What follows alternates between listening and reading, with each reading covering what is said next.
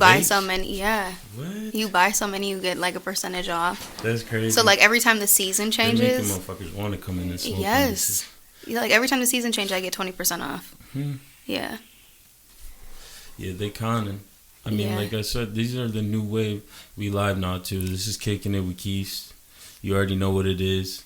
I got a new guest up in here. This is the third female. So give it up for Brenna Darden. Hello. What's going on? I'm good. How are you? I can't complain. Living. Just trying to live a fucking life every day to the fullest. I feel it. You know how it is. I feel it. What's going on with you, though? Nothing, just school. You seem like work. you be fucking busy. I am Don't busy be all modest. the time. Yeah, I'm busy poppin'? all the time. Yeah. I'm still in school. Need to graduate. If I don't change my major again, which I'm notorious for. How many times did you change it? 3 times. For real? Yeah. Yeah. But I think I finally found something that I actually really, really like. Because I started off music business. Because I was into music and stuff in high school. And started off with music business. And then music just kind of became like, it was something that I loved and was a passion. And it turned into like, all right, this is a job. Like, more, yeah. Because in high school, to lose that love for it at that point. There were points like, we had to take like a choral class, choir in college. And there were times where I was like, okay, what excuse can I get today to not have to go? For real. And I was like, I don't want to get to this point with music. Yeah. So I switched to marketing. That's what's up. Yeah, I enjoyed marketing. Kind of hard. Yeah, because like Wayne State, I don't know if it's different at any other university, but Wayne State focuses a lot on like the sciences behind marketing and less of like the creativity side of marketing. Okay. And that's really what I wanted to go into. Yeah. Was like more of the creative side. And I really, really enjoy writing. I've always been a good writer since I was in high school, elementary school, like always been good at writing. And my mom was like, why don't you do journalism? And I'm like, I'm not doing fucking journalism. Like not interested. So I switched to PR. I'm in a journalism class right now. It's my favorite class I've ever taken. For real? Yeah. When I was in fucking high school, that was one of my favorite subjects was English. Yeah. I used to love to write. Yeah. For real. If you got a passion for it, man, because it's not for everybody. And I'm good at it. Like, I don't not sound cocky or whatever, but I'm really, really good at it. I really enjoy it. My professor pulled me hard. Yeah. Like, not everybody. Some people just sit there and they look at a blank piece of paper and they don't even know where to start. Like every class, our class is only an hour. So every class we have like a 15, 20-minute lecture. And then our teacher hands out a paper with like a bunch of information on it. And we have the remainder of class to turn in like a news report. And because that's how news offices work. Like if you work for Local 4 and you're doing like news reporting and you're doing breaking news, you're listening to a police scanner all day long at work. Yeah. You're waiting for the information to come in and you have to get it out there. And it's usually, he gives us a lot of time compared to what you do in the professional world, but they usually have 5-10 minutes. Sports writing, you have to have your shit in by the end of the game. On that shit, so for real. It's different, it's fast paced, and it's something new every single day. Yeah. Like that's why I really enjoy it. And when you're learning, and even though it's good that you're switching up. Yeah. Now when you're young, you know what I mean? You might as well while you got the leeway to bounce around, right. Well, like I switched my major. You don't want to just stick somewhere just because you're like, oh, well, I'm already here. Like, fuck it. I got to switch it up. And I'm not paying all this money to graduate in something that I don't like, Exactly. So I was actually supposed to graduate in 2020. COVID happened. So I was like, all right, I'm going to add an extra semester because a lot of the classes I was taking, you can't do accounting online. Like, yeah, right. Absolutely not. For real. So Wayne State did this thing. It was like pass, no pass, but they didn't give you a letter grade. So if you didn't get like a C average in the class, they just gave you like a no pass, but it didn't affect your GPA. Yeah. What? Yeah, because so many people, like if you think about it, you have people going to school to be doctors. You can't take some of those like biology classes online. No. Labs and stuff need to be in person. We couldn't do any of that. That shit was probably terrible. That shit was horrible. Yeah, so you were going to school during the fucking worst of the pandemic. Yeah. How was that? Just flopping from that fucking whole transition. So when it first happened, like when they first announced it, it was spring break. And I was on, I don't want to call it like a mission trip, but like Wayne State does this thing, it's all called Alternative Spring Break Detroit, where there's like 50, 60 students They all get together and they stay in a church downtown. For real? Yeah, and it's a whole week. And you just go and you volunteer at different places around the city. Okay, that's sweet. Yeah, so we were on like day 2 or day 3, and our dean of the school came. We were all in the gym at the church, and we were all just hanging out or whatever. Our dean came in and was like, I have to let you guys know, like, we're canceling the rest of, ASBD or whatever. And we had just volunteered at the polls. I forgot what election it was, but we all volunteered, and it was at Coble Hall. There was over 700 people there, so they didn't want to risk anybody getting it. We were all living or staying in a church gym at the time, exactly. So they canceled it, made us all go home, and I was staying on campus at the time. And my mom was freaking out. My mom's a medical assistant, always been in the medical field. Yeah, so she was just kind of like, you need to come home. And I was like, girl, no, I'm fine. Classes are canceled right now. We're doing online classes, and I'm away from home in the dorm. No, this is best of both worlds kind of thing. Yeah. Wayne State sent out an email. They were like, we'll give $800 to all students who leave campus by April something. What? Because we're all in a dorm contract, basically. So a lot of people had been in March. We still had the rest of March, April, and then some of May. So if you think about it, nobody was getting their money's worth of being in the dorm, So they had to give us something. Flat out. So they gave us $800. Yep. Literally, as soon as that email went out, I called my mom, was like, I'm on my way home. I'm on my way home. So she came, she moved me home. And then we switched to completely online for 3 semesters. I wouldn't even want to fucking get up and go to class. No. If I'm at the crib. You wake up in the morning, you still got your robe on or whatever, you chilling. Right. And you're supposed to go sit there on the fucking laptop. You still halfway asleep. You ain't even walked outside the crib or anything. Yeah. That and shit it was would be tough for me. It was crazy too because I was living with my mom at the time, and it was June or July. She was like, what if I let you stay? We stay in a condo. She was like, what if I let you stay in the condo? You take over the rent, all the bills, and I'll go live with grandma and grandpa. And I was like, okay, just so she could save up a little money or whatever and wouldn't have to take care of the house and stuff. So I moved my best friend in. So we lived together the first year that Wayne State was completely online. Mm-hmm. Biggest fucking mistake academically. Not doing shit. Exactly. Nothing. Well, it's already tough. You already got to be responsible. And then on top of that, you staying with your friend. Mm-hmm. Y'all chilling.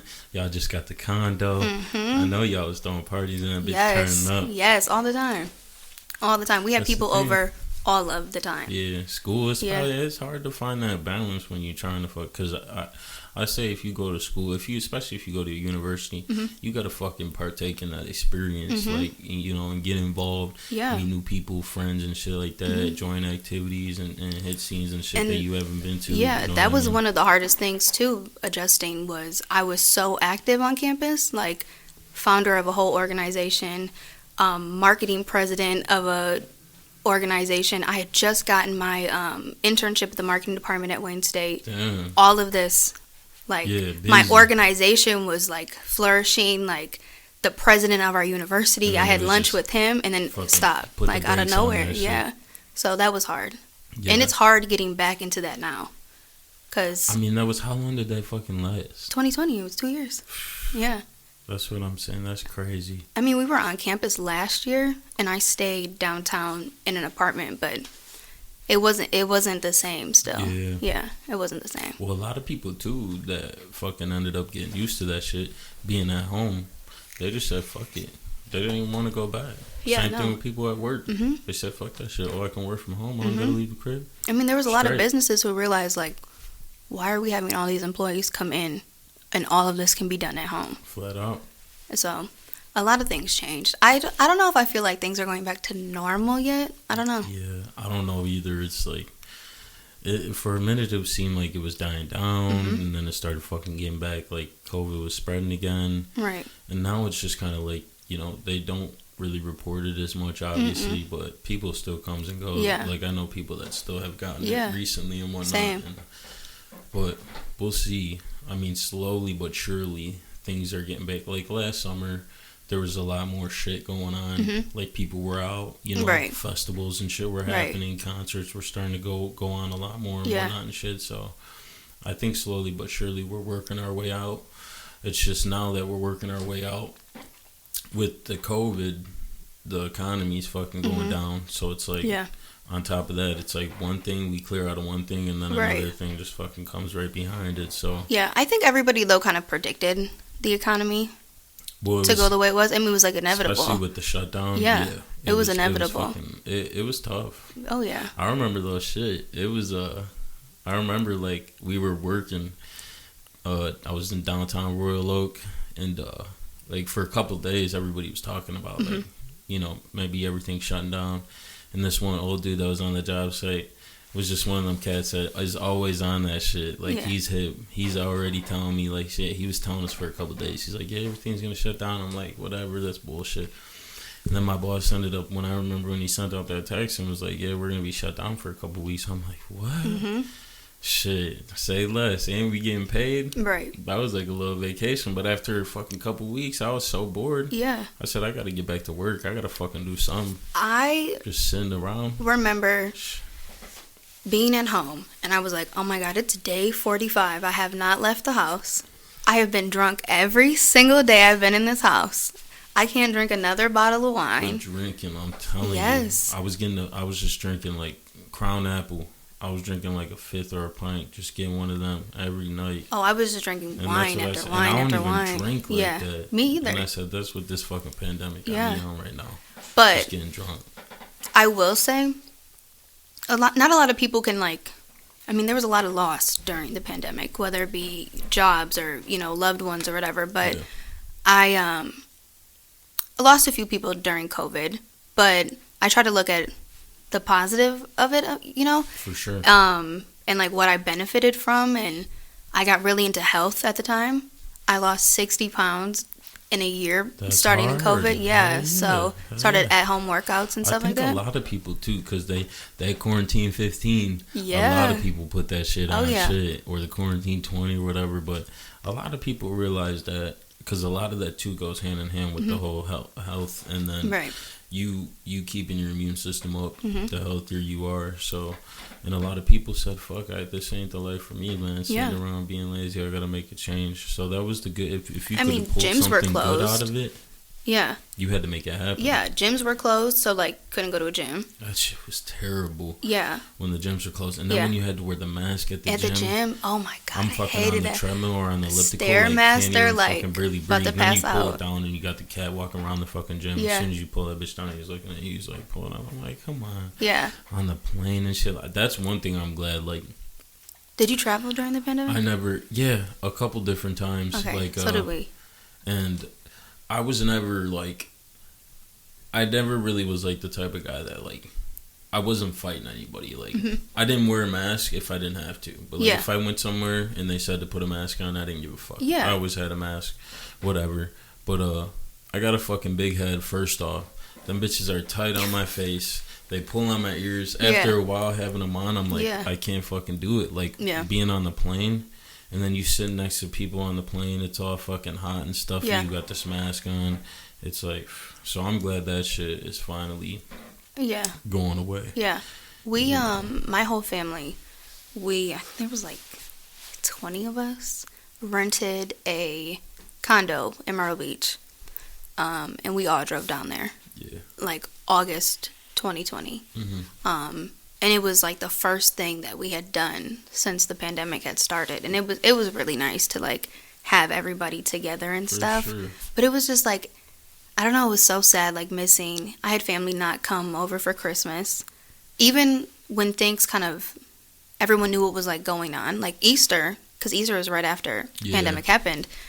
That was my first Easter not spending it with my grandparents. That shit was insane. Yeah. That shit was crazy. Yeah. Like, that was one of the hardest and not things knowing too, during the pandemic. Like, not being able to see loved ones and shit for like weeks and months. That shit was crazy. Yeah. I just can't believe fucking like the extent that it went to, and it just happened so fast. Like, and what's even crazier is like everyone thinks that like our lockdown was so strict, but compared to other countries, like it was nothing. It was absolutely nothing. where everybody was like, yeah, we're gonna have martial law, be locked in the house, and all that like, fucking no. bullshit. No. It was though. I mean, for everybody's like, yeah, there's a curfew and all that. And when it first started happening, it was weird. Yeah. It's like everybody's like, yeah, like you're not gonna be able to go anywhere, like except to just get groceries, and you're not gonna be able to leave the house after like 10 o'clock at night, and there's gonna be my cops mom out was on the on streets that. and all that shit. And I'm like, dude, I was like in the house for like 3 weeks, and I was like, I need to get the fuck out of here. I don't know what I'm about to do, but I need to get the fuck out. And I would just drive. Mom was like, you can't drive, you're gonna get arrested. Like, I'm like, who's out here? Like, come on now, bro. Like, police aren't even pulling people over right now. Out the crib. Yeah. Like, all I wanted to do was just drive up and down 8 Mile for a little bit. I did it. I mean, especially at first, like they didn't know what was happening. Nobody knew. So, like, it was necessary for a while. Like, and I mean, it went on for a long time, and that shit did suck.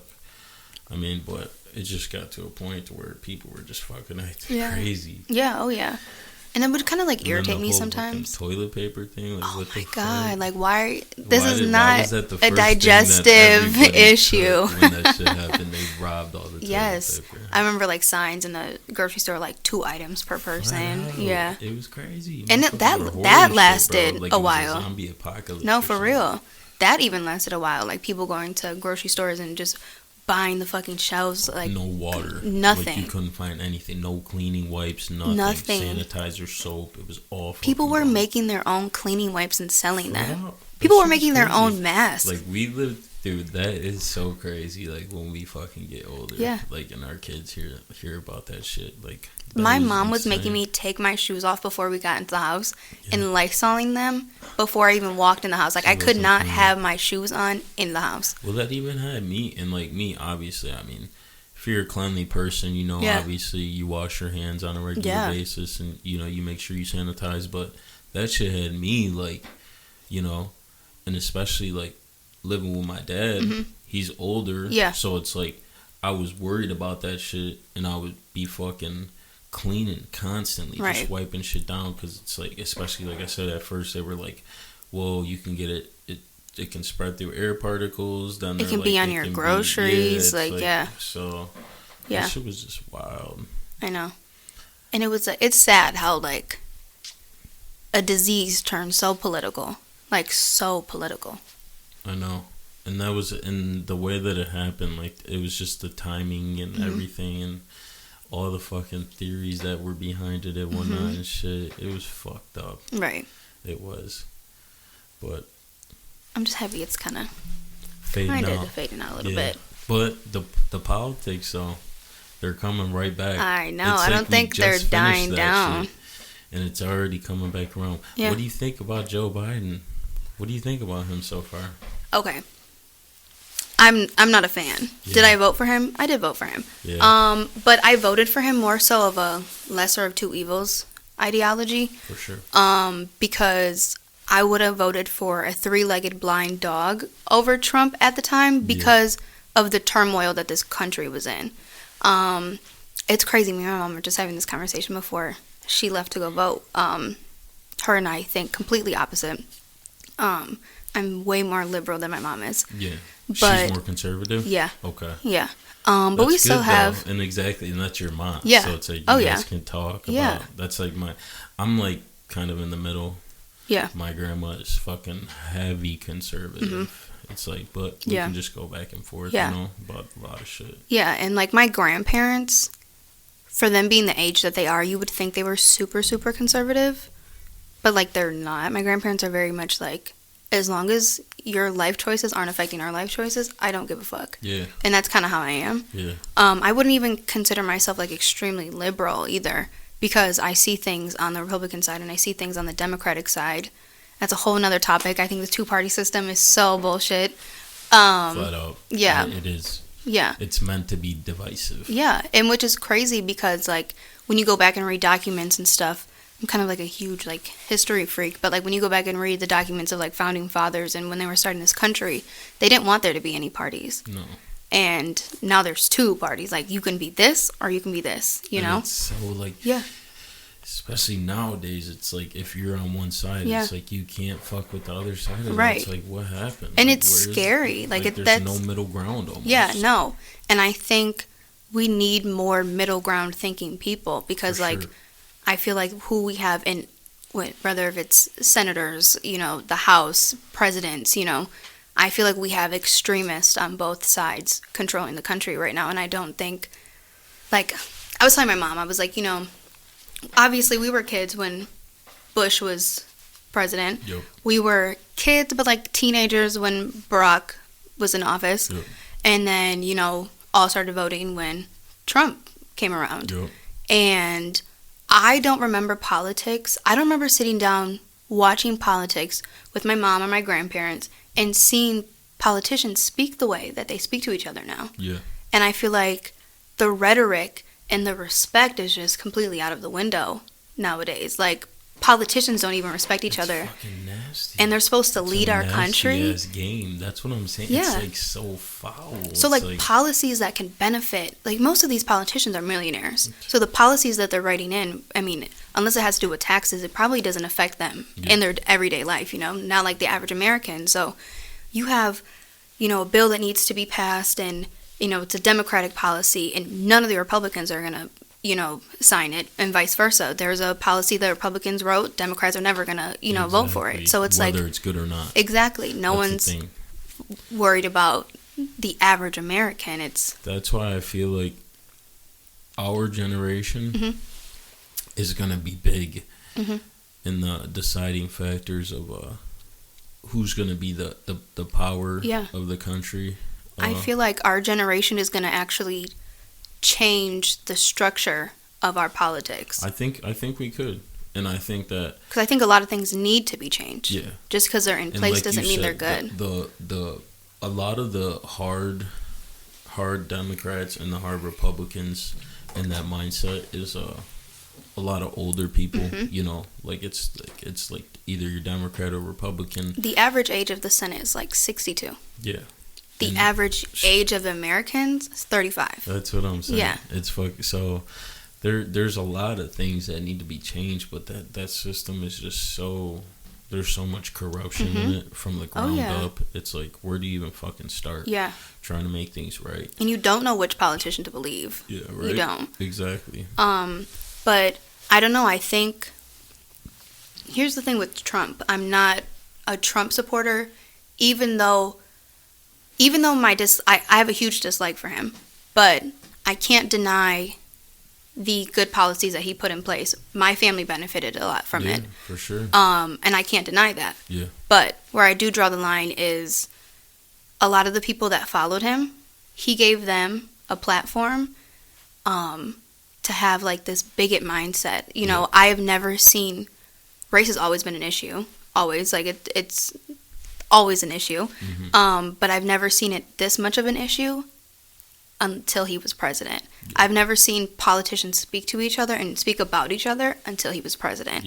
And I feel like being president is not... I mean, anybody can run for presidency, obviously. You know, he has no political background. But I feel like you're the head of this country. You're the face of the country. You're the role model of the country, whatever. And I don't really believe in, like, the whole role model ideology. But as a president, I feel like you are. Flat out. And the way he spoke about people and the way he just spoke in general. Just very abrasive. He is, you know. And a lot of people are like, well, he's so blunt. I'm like, okay, you can be blunt and still respectful. Exactly. Yeah, you know? For sure. I was, like, talking to my mom before she went and voted. And I was like, you know, what he said something about, oh, my God, now I lost his name. Not Beto. What is his name? What was it? It was Cruz? Ted Cruz? Is that a politician? Yeah. It might have been. I think so, yeah. He's the Republican. Yes. Yep. So, Senator. I forgot when it was exactly, but it was before Trump became president, but while he was running. He said his wife was ugly. And it's so minuscule, and it's such like a dumb-ass thing, like, you just laugh it off, like, whatever the fuck, but you've never heard that rhetoric and dialogue happen publicly between politicians before. Yeah. You know, so. And you got the people that like that, Mm-hmm. because I do get it, because that is just who he is. Yeah. So he's just being raw, and it's like you either kind of like him or you don't. But it is kind of like you said, when you're in that position, Mm-hmm. and everybody's always watching constantly. There's a standard you need to be held at. There's always some type of counter effect for whatever he does, and he doesn't really think about, that. He kind of just goes off of what his best judgment is for the country. So like you said, there's good things that you could have kind of admire about the guy, even if you don't like him, and then there's things that just completely turn a lot of people off. Yeah. Which was tough, and that's why a lot of people lean to, okay, well, I don't fucking really like Trump, and I kind of want to change, and the only other guy basically is this fucking Biden guy. Yeah. Which we'll see how this goes. And it's crazy because the way you just explained that, people were, we just saw 4 years of presidency with him. He did good things, but his morality as a person wasn't there. Mm-hmm. And I can't choose policies over people. Yeah. I could have benefited from everything that he did while he was president. I still wouldn't have voted for him again. Because I didn't vote actually in 2020 elections. Was it 2020? 2016. Yeah, 2016. But I can't put policies over people. Mm-hmm. I feel like the way you treat people is very important. And I don't think he treated people well. No, and that's, like I said, that's what draws the line in the sand for a lot of people. Yeah. And that's why being a president is such a fucking crazy-ass role. It's like, you got to be able to, because even if you're rocking and you're hitting on all cylinders on the political front, then you got people that don't like you because you're the person that you are. Right. And it sucks because it's just that fucking, it's a hard fucking... Yeah. It's a hard position. I think they need to have an age cutoff for presidency. Yeah, hopefully fucking Biden don't fall out, bro, with his old ass. And I think Trump's too old. Trump's old? But, I mean, he's way more... He's old, but he's also... He's old, but he's not as old as Biden. Yeah. But he's also in that age range. Like, my grandparents are his age. Yeah. I've had grandparents who got dementia at that age. So, he seems fine now. Yeah. But, a lot of people are, worried about Joe Biden's health, and which is understandable. He's the president. He's the leader of the country, of course. You want somebody who's in their right mindset. But who's to say Donald Trump doesn't get Alzheimer's in the next year? You know what I'm saying? I think he's too old. I think Dwayne The Rock Johnson should run. You think so? Yeah. Why do you think that? Because, I heard it, actually they talked about it. It might have been on one of Joe Rogan's podcasts.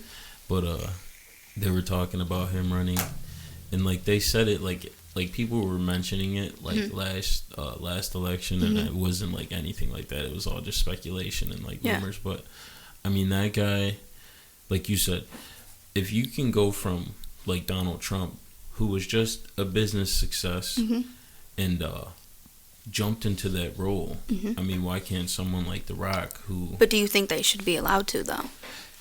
You don't think that... Yeah, because, I mean, if Donald Trump jumped in and he jumped in and fucking... He knew the ropes better than fucking Biden, and Biden has been in a Congress role for fucking, 30 years? His entire career, 40 years? So it's you can't really... I'm kind of, all for, anything. And I'm kind of, like you said, I get the policies, but I also get the morality standpoint of it, so I kind of want a middle ground, and I think he's a good person to be able to kind of bring the world together, and then if he can get up to speed and be tip top too on the political aspect, then it's who the fuck knows, I don't know. My thing with having non-politicians be president is you can read and you can learn anything, but what experience do you have? You know what I'm saying? I can learn and read how to fly a plane, but I've never flown a plane before, and I don't think you could be safe flying a plane with me. I can read about it for hours, you know, but I've never done it. For sure. Therefore, I shouldn't be allowed to do it. Just because I know how to turn it on and I know how to get it off the ground doesn't mean I necessarily should be able to do it. And that's a respectful standpoint to have. Yeah. So it's just like, although, you know, Trump was a businessman and a celebrity before being president, I don't think he had the credentials to be president. It's same thing. Like, you can... Who's the guy that's on trial right now? He's representing himself for taking his car and running it through one of the parades, like a few years ago. Have you seen that? What? Yeah, there's like, it's a huge thing. Representing himself? Yeah, because, I mean, you are allowed to. In the United States, you're allowed to, you know, represent yourself. Yeah. Doesn't mean you should be allowed to. Exactly. Do you know what I'm saying? Doesn't mean you should, yeah. Or it doesn't mean you should. He's allowed to. That's his right to do so. But no experience in a courtroom. Yeah. No experience with law. You can read about it all day, but until you put that, you know, learning aspect into like actually physically doing something, I don't think you have the credentials to do so. Yeah. Well, I don't know what's gonna happen. I think he just announced that he's gonna run. Yeah. I saw he was announcing sometime soon, but like, I don't know who's gonna be the head of the Democratic Party. I don't either. I was reading an article the other day. I forgot her name, but she's the governor of Georgia. Okay. First black woman governor, and Democratic governor that they've had in, I think, over 40 years. Okay. There's rumors of her possibly running.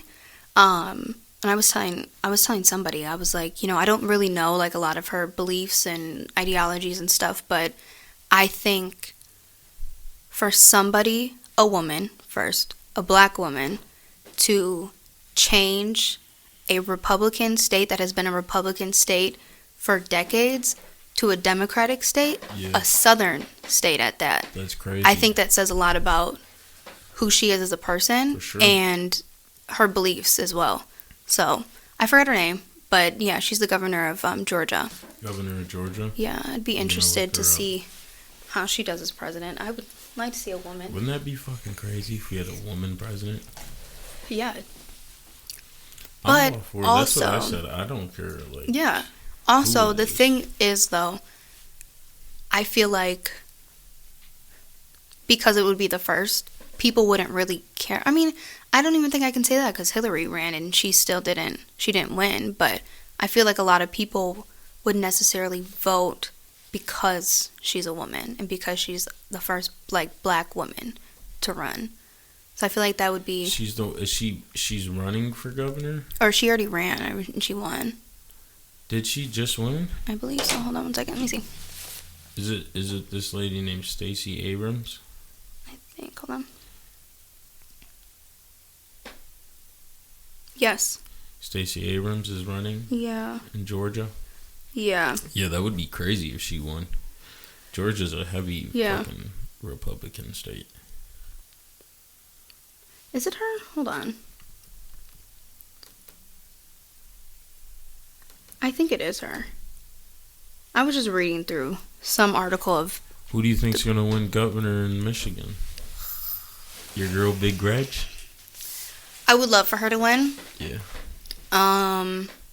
Because I really, really did like how she handled COVID. Mm-hmm. I think had more governors across the United States handled it the way she did, I think that we wouldn't have experienced the longevity of it. Mm-hmm. Like I said before, our rules and regulations and shutdowns here were not as strict as they were in other countries like New Zealand. They were the first country to open up. Yeah. Because they were on a complete, 100% lockdown. And it only took them, I want to say 2-3 weeks. It wasn't anything, it wasn't crazy. Nothing like a year, 2 years like we saw here, you know. I really like how she handled that. I'm not going to lie, I did don't. An alright job. Yeah. A lot of people fucking think that she just, hate her. Yeah. She had people on her head literally people tried to kidnap her. That's crazy. Have you ever heard of, fucking insane. A kidnap attempt on a politician? I've never heard of that before. They literally had it all plotted out. Yeah. And shit, drew up. Yeah. Niggas are nuts. But here's the thing, though. I think had anybody been governor at that time, it would have been the same thing. Yeah, it could have been. Well, it's tough. You trying to do what you think is best. Yeah. Regardless, you're going to have the side that agrees with you and the side that doesn't. Oh, yeah. So, and the side that didn't was just super extreme and radical. And yeah, and if you think about it, like, you have this person who's telling you, like, literally, she was controlling our lives. Our lives, like, our day-to-day lives were in her hands. Yeah. So you have somebody telling you, like, no, you can't do this. People don't like to be told no. Exactly. That was the problem. Especially in America. Oh, yeah. It's like, that's the thing. It's, you're disciplined, and then you got people that are saying that, you know, she's conflicting with freedoms. So that was another thing. But I feel like that's everything up. Those are things that, like, I don't know how to explain it. Like, yeah, we have freedoms in this country, but, like, sometimes those things have to be sacrificed for the greater goods of things. And I think sacrificing your freedom, staying in the house wearing a mask, if you want to call that freedom, like, sacrificing that for X amount of days or X amount of months to make sure your neighbor doesn't die, I think that's, like, how can you say no to that? Yeah. You know? Exactly. Well, then you got the people, too, that are like, I can't shut down. Otherwise, I'm not going to be able to feed my family. Yeah, no, definitely. So it was like, yeah, there were so many fucking battles, you know, that people were fighting. And I think the thing is, like, no one said it was going to be easy. To have to be the governor and to have to deal with that and fucking figure out all these ways to, all right, we're going to shut down, but we're going to try to find out ways that we can get aid to the people. We're going to try to figure out how we can help people. And then we need to try to open back up, and then we try to open back up, and then the fucking COVID spreads and spikes again, and then what do? Oh, I gotta shut everything down, and then everybody's pissed. Well, we were just open back up. What the fuck are we about to do now? Exactly. So it's like, yeah. And another reason I want her to win is because I know, like, a lot of the abortion talk, a lot of it's, like, propaganda just to scare people, media, whatever. Like, I know that, but I do think it should be a choice. Like, abortion is hot take right now. Yeah. In America. Because, like, and go ahead. It was a Supreme Court ruling. Yeah. When have we ever seen somebody, like, revoke a Supreme Court ruling? We haven't. It's just so fucking right now. And it's scary because if they can revoke one, you can revoke whatever. Out of the bunch. Yeah. Exactly. And I believe that gay marriage is next. It's been said by a few Republican politicians that is something that they would like to take away is gay marriage. And I'm not a part of that community, but I have family members who are a part of it. And it goes back to the same thing I said earlier. If you are living a lifestyle that has nothing to do with me, like, what? That's what I'm saying. I don't give a fuck, bro. Yeah. Who cares if someone wants to get married if they're gay? You're like, I don't understand that either. I'm total, like, pro freedom. Yeah. Like, I know gay people. I've hung out with gay people as friends. I have gay people in my family. I got no problem with it. You know? And in the whole stigma that I couldn't imagine, like, robbing them of their rights. Exactly. You know? Or same thing with abortion.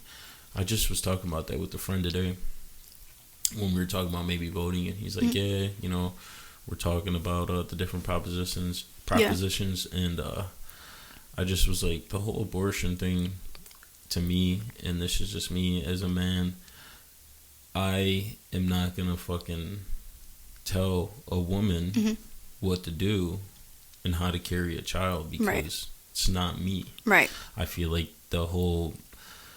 I understand the side of the people that are, what it is, you know, they use the religion. Right. You know, you're killing a baby, because that's what the card that most of the hard conservatives use. Yeah. And murder is wrong. Exactly. Yeah. But at the end of the day, I don't really look at it as murder. It's kind of like all on the perspective on how you look at it. And I feel like that's just, at that point, you're kind of like digging deep and trying to pin something, you know what I mean, down like that to stop it. But I'm totally like whatever the woman I feel like it should just be totally up to the women of the states to decide.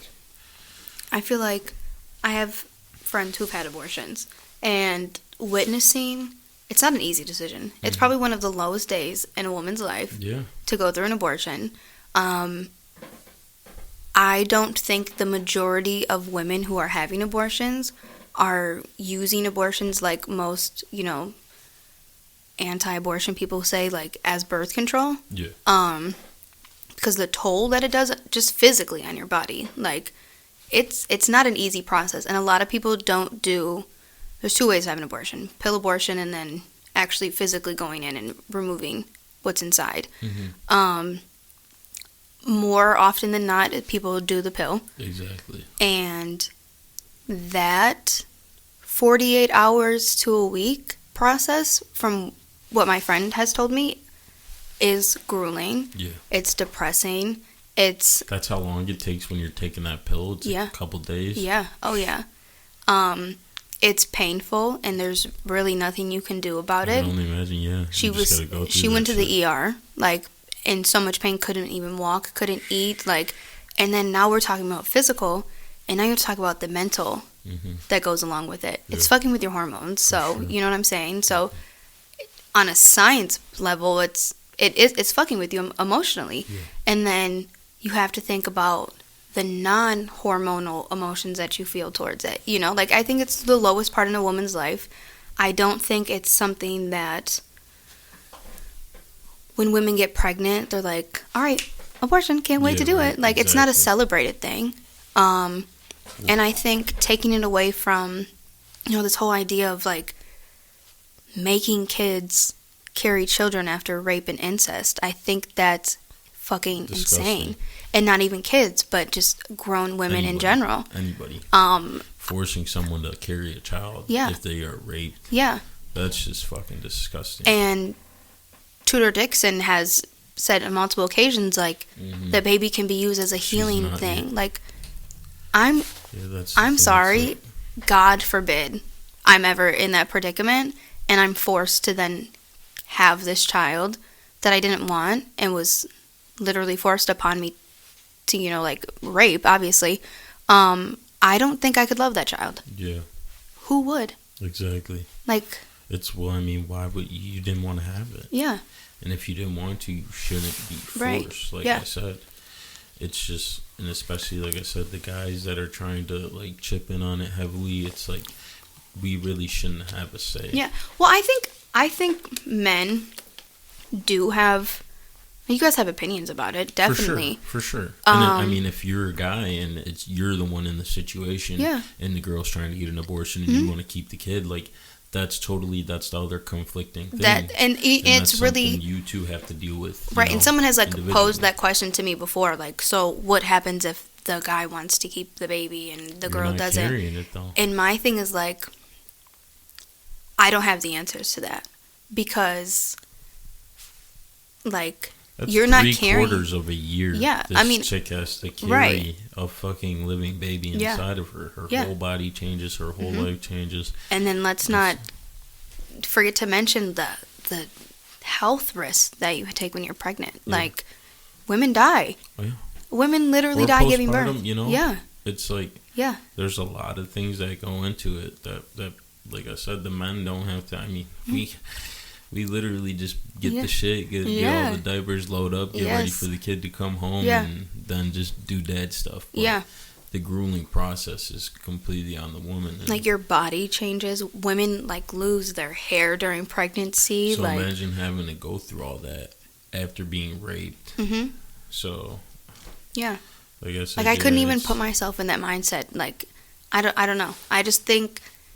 What do you think, like, in general in America? Do you think majority of the women feel like that it should be woman's choice, or do you think majority of the women think, or do you think it's kind of 50-50?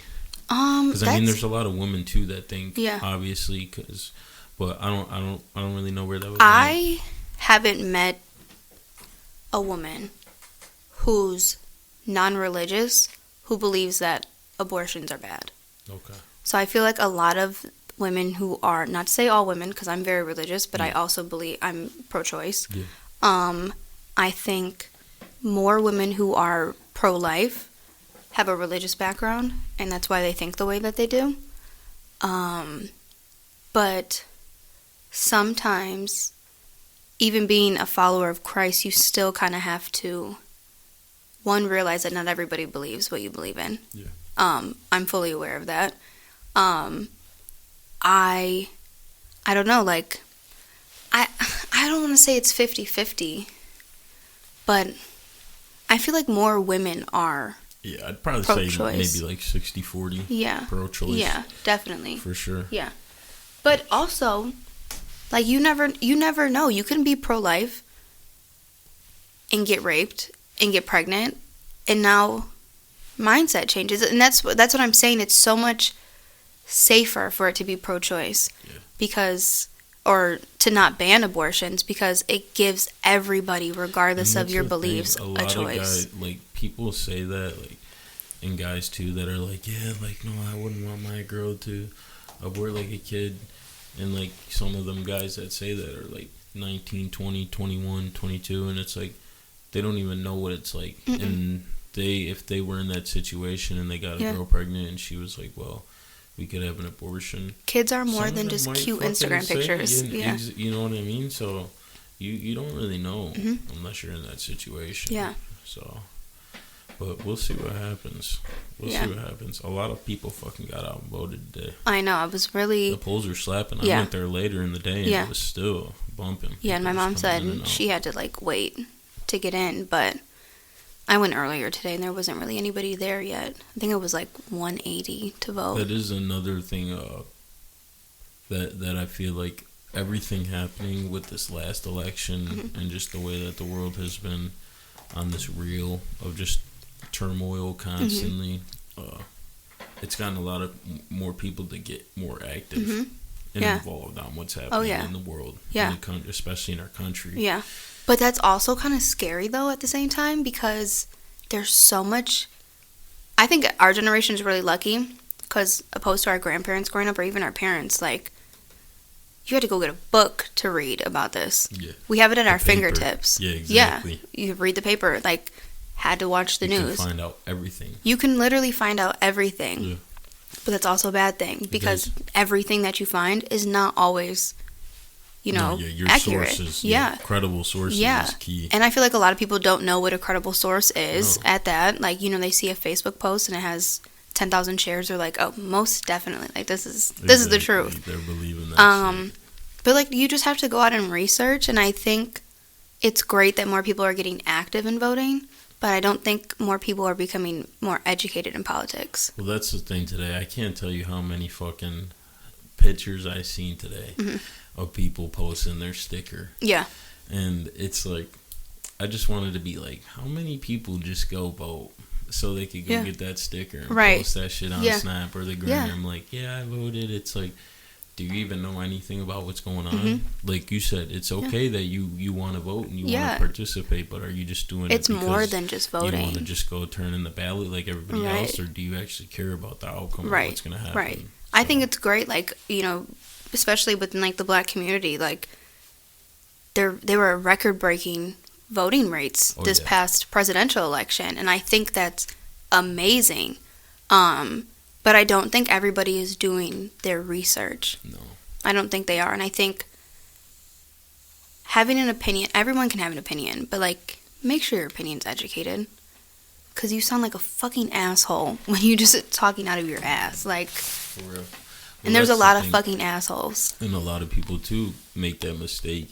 And it's very easy because if you're just watching the TV or, like you said, watching the first thing you see and then like that's what it is, like you have to. And news sources, even coming from the news is biased. News is definitely biased. That's why you have to get things from multiple perspectives and angles to get, like, at least close to somewhat remote accuracy of what's actually going on, because there's fucking so many different stories and so many different fucking ways that they try to pull you with that shit. And I feel like, I know I touched on it a little bit earlier, but, like, the two-party system, I think that's such a bad thing in this country, because it takes those people who don't get their information from credible sources to, all right, well, the Democrats said this, so I must be a Democrat. And, well, the Republican said this, so I must be a Republican. But they don't know, they don't ever dive deep into either party. Yeah. So you could have one belief system that the Democrats have, and you're like, oh, I'm a Democrat. But really, majority of your belief system lies with the Republican Party. You know what I'm saying? So, like, I feel like having the two-party system forces people to not educate themselves. Yeah. So I wish that there could be a lead guy. Like, it sucks that it's just the big two. Yeah. Like, it's always like it's the president's going to be a Democratic or a Republican. Yeah. No one can ever gain any fucking ground. Yeah. Being the fucking bipartisan candidate. No, not at all. That shit fucking sucks. Yeah. It'd be nice to see some, because that's the thing, like you said, it's that fucking constant, like, and that's what fucks a lot of people up. And then you got the people that they don't even want to participate because they don't even know. They're like, well, I agree with this guy saying this, but this guy's saying that, so I don't even know. And then this is a deal breaker on this side, and then this is a deal breaker on this side. Yeah. So like you said, it's always kind of gonna be like that, like lesser of two evils. Like, which way do I, And I think it's this way or that way. I think it's scary too, because like there was this post on Facebook, and it was like being a woman and having a no to Prop 3 as a yard sign is wild or something like that, or like embarrassing. And I was like, although I'm for, I voted yes for Prop 3, I think that is a scary mindset to have, because we have this like idea in the United States that if I'm this, I have to think this. Yeah, exactly. And people just think, all in. Yeah, like because I'm a woman, I have to think this. Because I'm black, I have to think this. Because I'm white, I have to think this. Or because I'm Republican, I have to think this. And I don't think that's okay. Like, you see black people who are Republican and super conservative, get shunned by their families because they're black and Republican. And I'm not going to lie, I used to look at black people and be like, like, what the fuck are you doing, exactly. And that's what fucks a lot of people up too, because they get basically peer pressure. Yeah. They're like, well, I kind of don't agree with these people, but if I do say that I don't agree, I'm going to get my ass chewed out. Yeah, and I think, like, especially within the black community, for histories and centuries and whatever, like, black people have always been told that they can't think for themselves, or they're not educated enough or whatever. So I actually really enjoy seeing black people, even though I might not agree, I really enjoy seeing black people like, oh yeah, I'm a Republican. Yeah. Because it's like, oh my God, you're not following like the flock, exactly. Like I think it's really interesting. Although I don't necessarily agree with everything that they have to say. For sure. I think it's really cool to see black people like kind of step out of that, like take a stand for something else, and try to figure out. And that's the thing. And if they're passionate about it, and you can kind of understand where they're coming from and why they have those values and those opinions, it's right. You can kind of, even if you don't agree, you can understand it. I can respect it. I can definitely respect it. And you guys can have those debates to where it's not like, all right, I don't want to fucking go to war with you. Right. Even though we have differences. Right. Yeah. So. What do you think about defund the police? I think it's kind of ludicrous. Like, I get it. And I was fired up when all that shit was happening. And, like, I'm not going to lie. When George Floyd died and shit. I was so surprised to see you at the Troy March, Black Lives Matter March. Yeah, and I protested with my sisters one time. But the whole defund the police, it's like, we just can't do that. Because it's not going to work. We got to be realistic. Like, but there's just so much shit that's got to be done with the police. Yeah. Like, they got to have better training. Yeah. We can't have, like, I get it. They're high strung. They're fucking stressed out. It's a tense job. Emotions are high, but it's a job that you have to have all that shit under control. Right. You have to be trained to the T to be able to know when to perform, because other people's lives are at stake majority of the time. So, not so much defund the police, but let's put some money and funding into finding out ways to make them better. Right. You know? I think the misconception with defund the police meant abolish police. Yeah. And I don't think I'm a very, like, normal thinking person. I don't think normal is the right, like, word to use, but I'm a very level-headed person. Yeah, very rational. For sure. Although I don't agree with a lot of the things police do, I think abolishing them is, like, you can't have a functioning society, right? Exactly. But also defunding them and taking away some of the money that goes into, like, these, I don't know the names of, like, guns and weapons and shit that they use, but, like, some of their artillery, for what, though? You know what I'm saying? Like, millions and millions and millions of dollars get put into the police. They could pluck it from from other places. And I think that's what defund meant, because we have a mental health crisis in this country. Mm-hmm. Absolutely. For sure. And I think big time. Some of those millions, billions of dollars that go to the police to, like, buy new Hellcats could be put into other systems for helping people with mental health. Yeah. Going into school systems.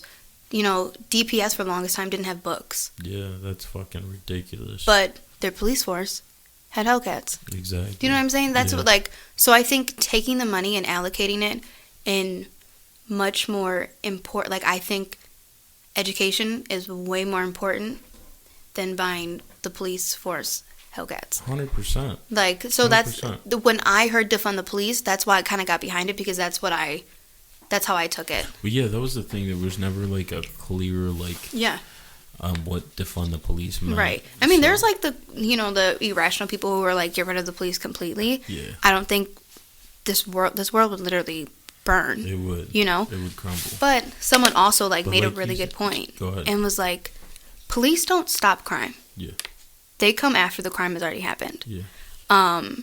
So, like, and this wasn't necessarily, like, what I was believing, but someone had, like, proposed this idea to me. Like, okay, cutting back on police and taking them out of the streets as much as they are, what would that really change? Because crime's still going to happen. Exactly. They're not preventing it. They're just there to arrest the people who did it. You know what I'm saying? Like, if you go downtown in the summertime, there's police at every single corner. Not one police officer, not two, not three, not four. There's a lot. Yeah. I work downtown, so it's in the summertime. It's crazy. Oh, yeah, it be popping. The illegal activities that go on, and the police are still there. Like, they're not there for preventative measures. Exactly. People don't care. But you can't be everywhere at once. Yeah, well, like, and also, people just don't care. Yeah, exactly. Oh, yeah. Yeah, people don't care. Don't give a fuck who's around, bro. Mm-hmm. Criminals are going to be criminals. And no matter where you're at. And, like, I hate this, like, idea that, like, inner cities have way more crime than, like, suburban areas. But, like, police patrol inner cities at a way higher rate than they would patrol Fraser. Yeah. Granted, Fraser's 100 times smaller than Detroit. Yeah. But, like, you can drive around Troy all day long and maybe see, like, 2 or 3 police officers, maybe. You go anywhere in Detroit, downtown, west side, east side, southwest, there's police everywhere. There's police on every corner. Yeah. There's police in neighborhoods. Like, and that's what's, you don't see police in neighborhoods here. Like, there's a lot that goes into that because it's obviously getting high policing because it's a high crime rate area, but there's so much that goes into it because... Right.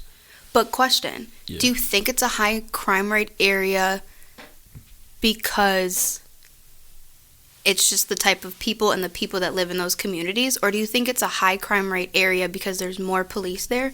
Do you think that in Warren versus Detroit, like, do you think not as much crime goes on, or do you think there's just not enough police that catch the crime? I do definitely think that there's more crime that goes on in the city. Yeah. For sure. Yeah. Like, but and I'm not saying they're going to be equal. There's crime that goes on everywhere. Yeah. Like, I'm a firm believer. It don't matter. I mean, obviously, if you're living out in the sticks, I mean, and your population of your fucking town is 120 people. Right. You know, you're not going to have crime like you would in inner city Detroit. Right. But, obviously, it's definitely going to be getting reported more. Yeah. Especially with more police. But I do think it's like sucks that it's this stigma. It's like I get so disappointed whenever I'm, because I mean, I have a lot of family that obviously still lives in Detroit, and I do work in Detroit, and when I drive down and I'm driving down these blocks and I'm like just seeing all the potential and like, or seeing what used to be, and it's like, it sucks because there is some people that just want to be able to do whatever. Right. And they want the city to kind of stay, right. Like, they want the street life. They're attracted to the street life. Exactly. Yeah. And then you got the house on the block. You got the older couple that's, you can tell they've been living down in the city for a long time. Their house is taken care of. And then it's like the next 4 houses on the block are all fucking half burnt down and abandoned. Right. And it's like, then they try to build some new houses in the city, and fucking before anybody can move in them, you got people running in there and fucking stealing taking all the copper wires. It's like, it's so tough, but they're trying so hard. And it's sad though too, because there's so much poverty in Detroit. Well, that's another thing. Like I said, it's because of the way that people are living. You got to expect that it's going to be happening. Of course, people have to survive. Exactly. At that point, like, I mean, yeah, people steal because they're fucking bored and they want to steal. Yeah. But there's some people who steal because they know nothing else and they need to survive. They have food that they need to put on the table for their families.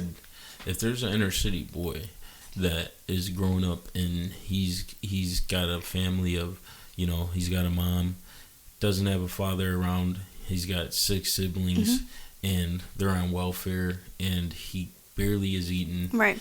And he doesn't have, barely any got any clothes, and his shoes are too tight, and he doesn't have shit. As opposed to the kid that's growing up in the suburbs that for his 16th birthday is getting a brand new car, right? Mercedes. That inner city kid is going to be walking down the block one day, and he's going to see the dope boys standing over there. Yeah, it's fast money. Got the nice fast car, money. And he's going to be like, well, I mean, it's either I just stay being broke like this, or, and then you got some kids that grind through that and they take the school route or whatever. But I mean, why wouldn't that kid that sees that life, like, I can go from fucking starving to I think you're a liar. Eating, if you say, like, I'm gonna go hustle. I think anybody is a liar if they say they would much rather work 80 hours a week and, make honest money, and say that they would never, if given the opportunity,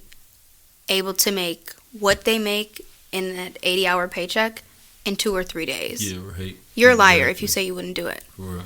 And that's the mindset a lot of these people have, is they're making your salary in a few months. Why the fuck would you go bust your ass? Exactly. Putting glass, you know what I'm saying? Like, why would you do that? When I can literally be making money at home or, like, on my block. Yeah. And that's the thing, they're not even looking at it as, like, everybody that. And I'm not saying that's right. I'm not saying that. Yeah. If you're looking at it from the other side, obviously it is wrong, But if you're looking at it from that side and you're just judging that person off of what they're doing, you're not understanding what they're trying to do. Yeah. Like, they're not doing that to commit a crime and to be a bad person. Yeah. They're trying to feed themselves or feed their family. A lot of people, and I feel like you don't understand it until, I didn't grow up in Detroit, but family has, and all of my friends that I'm friends with now, like, especially Wayne State completely opened my eyes to everything. I was never a closed-minded person, and I was around all walks of life growing up, but going to Wayne State, I was introduced to so many different types of people, and, like, nobody wants to live the street life. Nope, like, that's not something for real. And I feel like that's a lot of the suburban kids don't understand that. We hear music about it, and we hear, like, bang bang, shoot 'em up, whatever, like, all this music. That's not the lifestyle that they want to live. Exactly. It's what's around them. It's what's most accessible to them. You're a product of your environment. Yeah, definitely. Sure. So, like, when, like, you hear, like, the older generation, like, those people are so lazy, or the American dream, I think you can be as successful as you want if you put the work towards it, which I agree with that. But why would I go to college?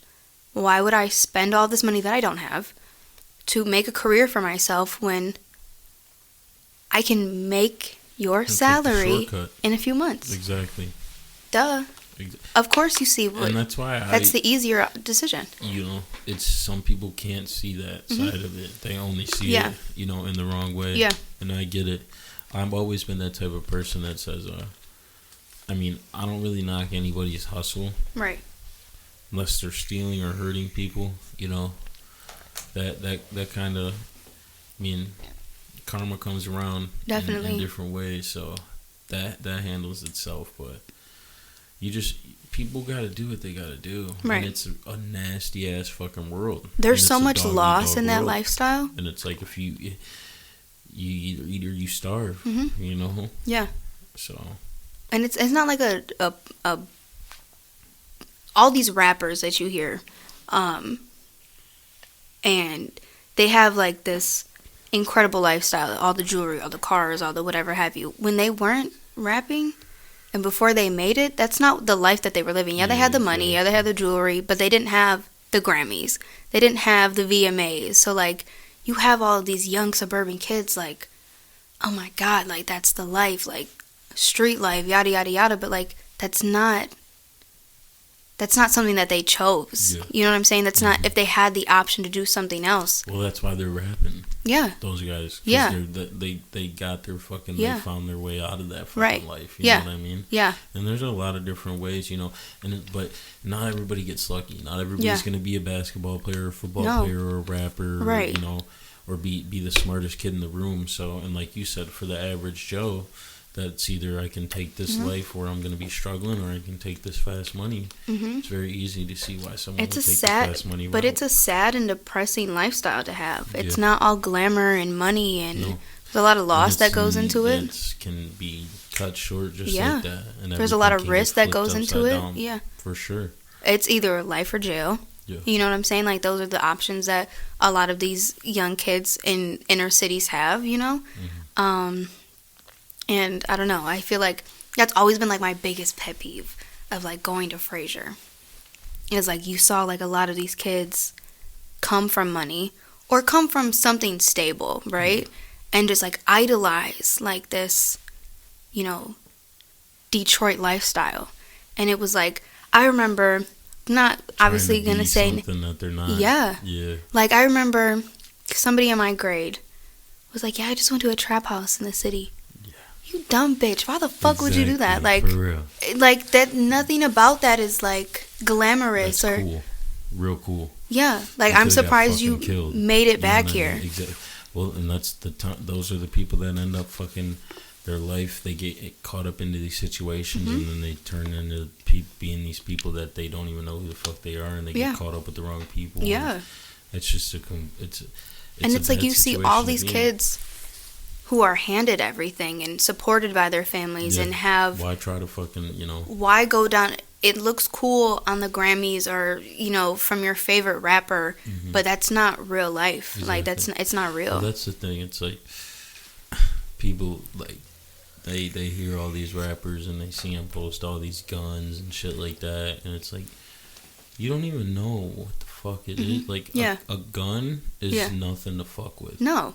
Like, that's how someone dies. You know what I mean? And it's like, but you got these kids, they're like, oh shit, yeah, I got my Glock, I got my 30 on me, I got my fucking 9, I got... Right. It's like, I got my beam on it, and it's like, yeah, this shit's cool, bro. Until someone accidentally gets fucking shot or whatnot, or, Or you pull it to be cool, and if you pull that bitch, you better use it. Like, and that's what people don't understand either. And that's the other thing that's crazy, too. It's like, that whole thing is glorified. It's like, everybody's just...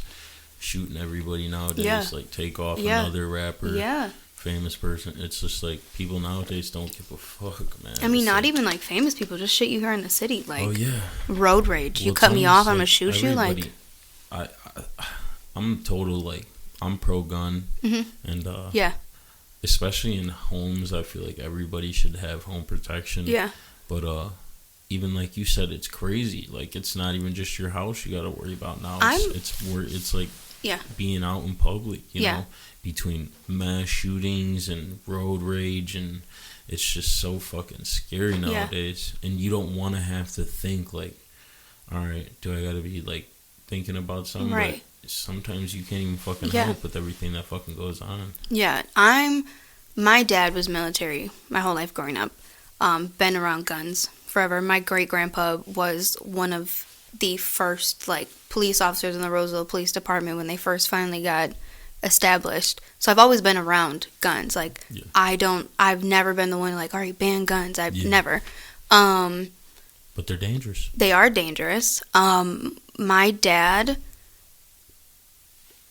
like, instilled not necessarily a fear, because when you own a gun, you can't be afraid of it, but a respect for it.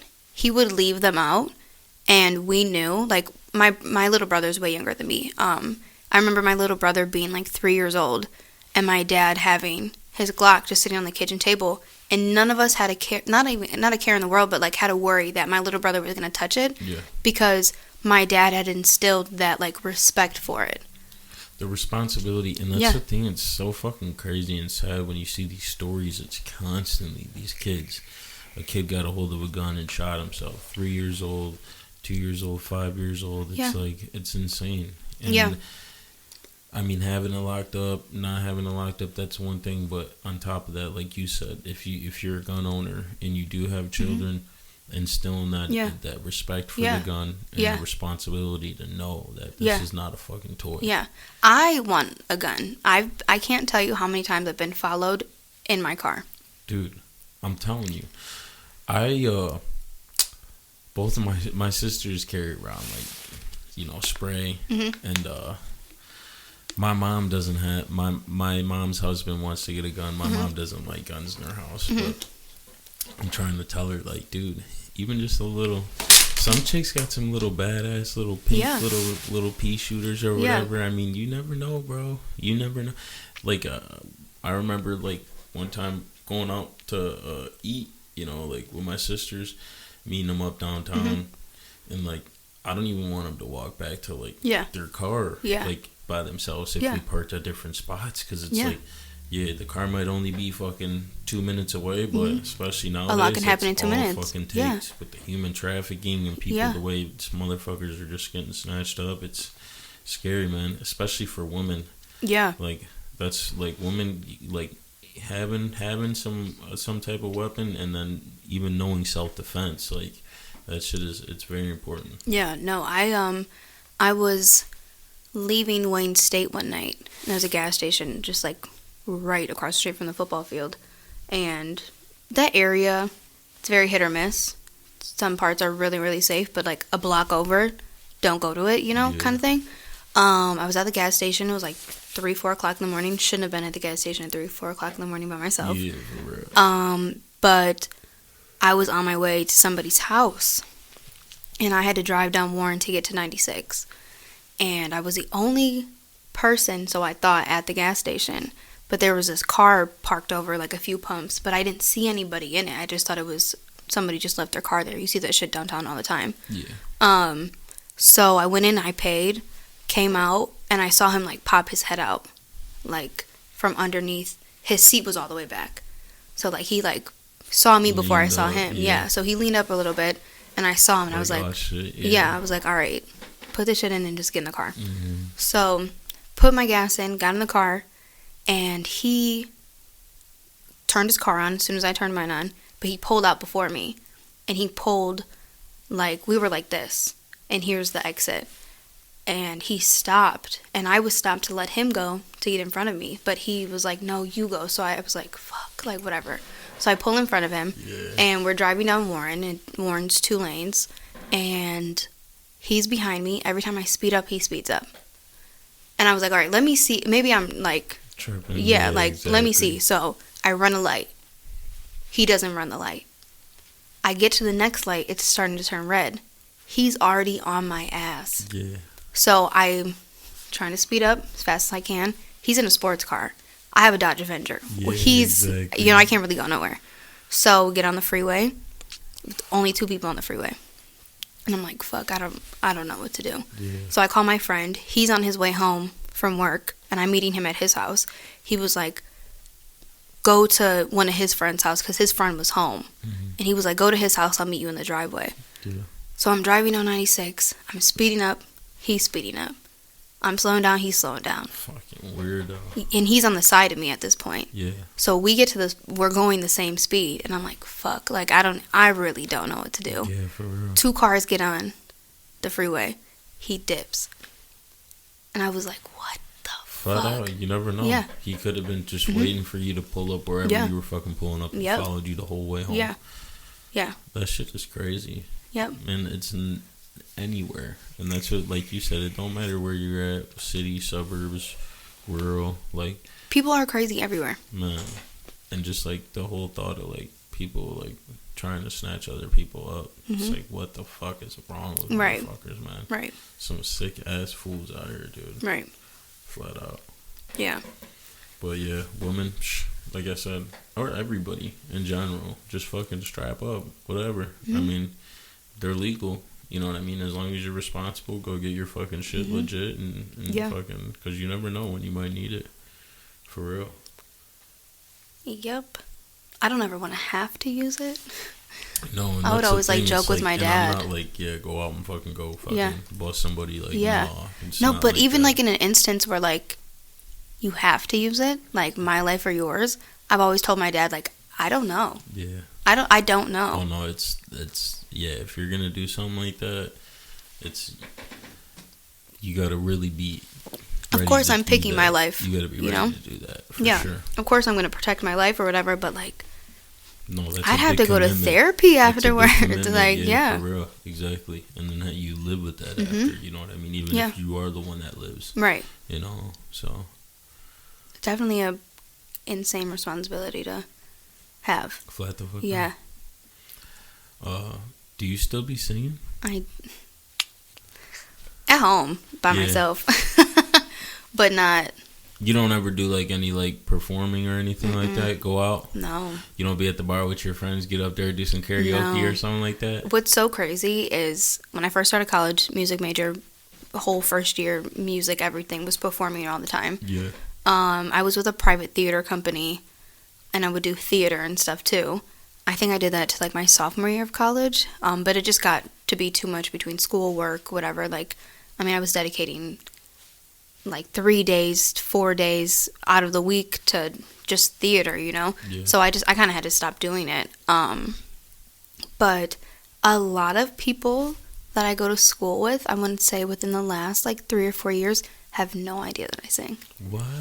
Unless you're like super, super close to me. Do you ever think about maybe going back and I do. pursuing it? Yeah. I have, I know your ass probably be singing at the crib yeah, all the time. like a motherfucker. Like my mom's like, shut the fuck Yeah, for up. real. But Cleaning up. yeah, no, I kind of, like I was saying, like I kind of fell out of love with it for a little bit. Yeah. Like I've been classically trained since the 4th grade, so Yeah. like I wasn't singing music that I enjoyed singing. Like singing classical music all the time is not fun, you know? Like it's, you wanted of to course do there's your an own thing. artistry behind it, and like it's Yeah. beautiful music and whatever, but it's not If what I that's was your passionate thing, about. Yeah. No, exactly. So I sing at home. My family is kind of given up on the whole like, all right, Brenna, you should sing here. You should sing here. You should sing Yeah. here. Like, I don't know. And there's been They like, were on you at first. oh my God, all the time. Yeah. Like, That's good though. yeah. Oh yeah. But like, my mom would be like, why don't you sing at church for Christmas? No, I don't.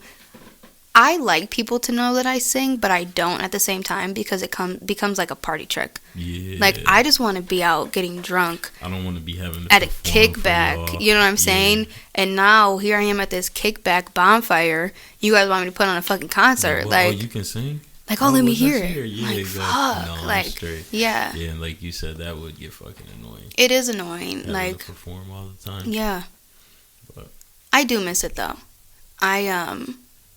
I'm working on a few things with one of my friends. He's an artist. He made The Voice. He didn't make, so like there's a few rounds to like the live shows. Yeah. He made the round before the live show, and then passed that and made the live shows, but found out that like there's some contractual deal that they have that any music that you make prior to the show, that if you win, they get full rights to it. Oh, really? Yeah. That's fucking so he ended up dropping it. But one of my best friends, Cullen, he always tells me, like, Brenna, like, what are you doing? Like, why don't you take it seriously? Did you ever think about going on one of those shows or something like that? So crazy enough, junior year of high school, literally the last day of school, they had, oh my god, what was it wasn't The Voice, the X Factor or something? American Idol? X Factor? I think it was X Factor, yeah. They had auditions here, and my grandparents took me. Last day of school, I remember missing like a party or some shit. I was pissed, but I was like, whatever. Like, I'm just gonna do it. Yeah. We were there for like 10 to 12 hours. It was the craziest thing ever. That is fucking a long time. Yeah. And it was at the Cobo Center. Yeah. There's no fucking windows in the place that they held you, so you're like just in like this big ass hot box. Yeah, with like all of these people, all of these girls like practicing all of it. I'm like, oh my god, like everybody's singing. Give me some fucking earplugs. No, for real. So we did that. I was 15, 16. I wasn't expecting to like for it to go anywhere. I just it's X Factor's here. Why not do it? Yeah, for real. Obviously didn't hear anything back from it, but they didn't pick anybody from Detroit. Oh, for real. To go on. Yeah. Next time they do it. Yeah. Next time they come. I don't know. You gotta get on this shit. You know, you just one hit. I want to start. Like fucking May, just make like one banger on some city girl shit just for the summer. Like, you just gotta make a summer anthem. That's it. But see, I want to start getting back to the point where like I'm doing music consistently, but like for fun, with no added pressure behind it, or for a grade, or for a performance, or. You know what I'm saying? Like, I just for fun. Like, that's what I want to get back into, and that's kind of what I'm starting to do with Cullen. We're kind of working on, I really like doing covers. I do write my own stuff. Yeah. I have before. Writing is a whole nother fucking thing. It's hard to write. You got to be creative to write music. Yeah. Definitely. I wrote like a few things. I'm like, oh my god, they're like all the same fucking song. But that's the thing. It's like ghostwriters are real. It's like, cause you can have a fire ass voice. Yeah. And not be able to write shit. Yeah. You know what I mean? And that's kind of where I beat myself up too, was like, I can sing my ass off and I know I can sing, but you can only cover shit so much. You know what I'm saying? Exactly. So I think that was like another reason why I was kind of stopped, because I didn't like my writing, you know? But I'm kind of getting back into it. Yeah, and it's been some time. Sometimes when you take a little break from shit, you know what I mean, like that, especially when you were going hard at it for your whole life. Yeah. Take a little break and then you get back to it, you might find a fucking new groove. Yeah. You know what I'm saying? You never like, even know. It was crazy because, like, at Fraser, they had, like, this thing called the Academy. So you would go to school, like, normal school hours, and then, like, an hour and a half after was just dedicated to music. So we would learn, like, music theory, or ear training, or violin. But they would alternate days. So everything that I was learning, literally the textbook that we had in academy, was my textbook I had in college. Really? So I did that all 4 years of high school. So when I got to college, I already knew everything. Yeah. So it was nothing new and nothing interesting to me, because I had already done it for 4 years. So at that point. I wasn't great at it, but I had already known what I was learning. Yeah. So that's kind of why I stopped. For sure. Yeah. Like you said, though, I mean, it's always something you got in that back pocket. Yeah. You know what I mean? Whenever you want to turn it on, get into it, fuck it. So. My mom always gets mad. She was like, you have such a great voice and a gift, and you don't use it. And I'm like, I know. You're not going to make me feel guilty about it. Too. It's tough, because just because you're good at something, it doesn't mean always that you're going to be super passionate. Right. So it's tough. And it's like, I kind of have always been, especially now the older I get, I'm more of a person where you should kind of lean a little bit towards more of the passionate side, and not just because you're good at it. I mean, how many people fucking do like that, or like big artists, like those one-hit wonders, all those people that make that banger and then they get enough money to go do something else that they might want to do. Yeah, for and sure. then they fuck the music. So to stay consistent, like Drake. Mm-hmm. You know what I mean? Like for that long and to be constantly putting out good shit, you gotta really be like, the music is your fucking life. Right. Definitely. Did you fuck with that album? I did. That shit's hard. Yeah, I haven't finished it. It's getting a lot of flash. What about the bar he said the shit about Meg Thee Stallion? So I haven't heard that song. Yeah. People are tripping. I can't get past Rich Flex. I like before it's over, I replay it. Like that's how I was literally. Yeah. I hate that shit. Like when it first dropped, I was doing that with that one Pussy in Millions with Travis, and I just listened to that one, and I was just listening to it over and over, and I was like, you gotta fucking listen to the whole album, bro. But the album it's good. I can't get past Broke Boys, and I can't get past Rich Flex. So the way that he's got them fucking beat transitions, and him and 21, they flow together. Yeah. That was an unexpected fucking mixtape. I like, hate what? collab albums. Yeah. I hate I think they're so fucking stupid. Yeah. Like I don't want to listen to. It's like they gotta be like a unique combo to have like do a whole album, right? And it all flow together. Yeah, like I was just like, I don't want to listen to however many tracks of Drake and 21. Like, what could they possibly do differently? Exactly. And they definitely surprised me. Like, they did. Yeah, that's what. There's a lot of shit on there, and there's different flows, and there's that shit that bumps. That harder shit. I like the difference between smoother stuff. Certified Lover Boy and then what he just dropped. Completely two different Drakes. Yeah. I'm a fucking Drake fanatic. Same. So it's like, I think all his, that's my favorite artist. I like all of his shit. Yeah. Even on his last album, it was like, that was my least favorite one. The Honestly Nevermind. And when it first dropped, I was like, I couldn't even really listen to it. I'm like, what is this? Like, because I wasn't expecting that. Yeah. And then I listened to it a couple times, and then like that Text Go Green on there. Oh like, my god, that's a song I played that on repeat over and over and over again. And it's like, it kind of had that like that More Life, kind of like that passion fruit type. Yeah, like, yeah. Like, and that's the thing with him. That nigga can literally go from fucking bars to some shit R&B shit. Yeah, to like literally crying on the mic, like. And that's the thing with he legendary, man. Yeah. Like the way that nigga can switch that shit up, bro. Definitely. It's gonna be fucking crazy when he's done making music. I know. Because I'm just thinking about it. I'm like, I think about that all the time. Like, when is he gonna stop? I'm like listening to Take Care or whatever. Right. Like So Far Gone, and I'm like, see 2009, 2010. I'm like, there's no way that shit's fucking 10 years old, bro. Like, no way. And then this nigga comes out the album and it's still always number one, like every time, banger. And you got the people that are like talking like Drake sucks. I don't know why.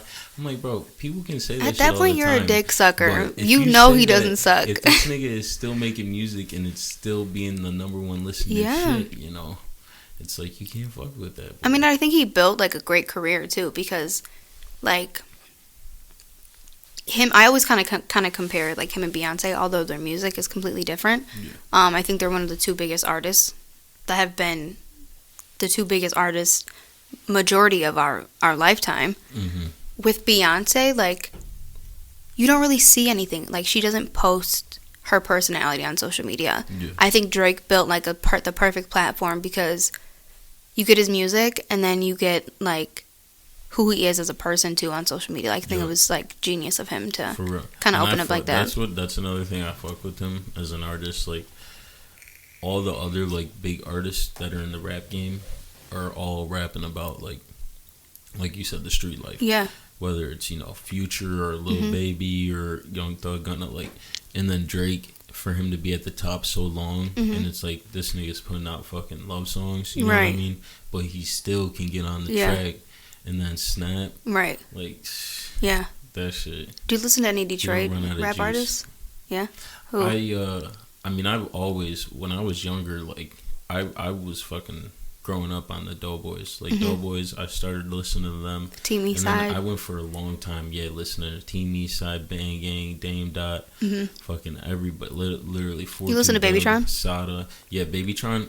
I fucking heard his little, what was it, like, The Genius? He did, like, a little, like, open mic, like, freestyle. Yeah.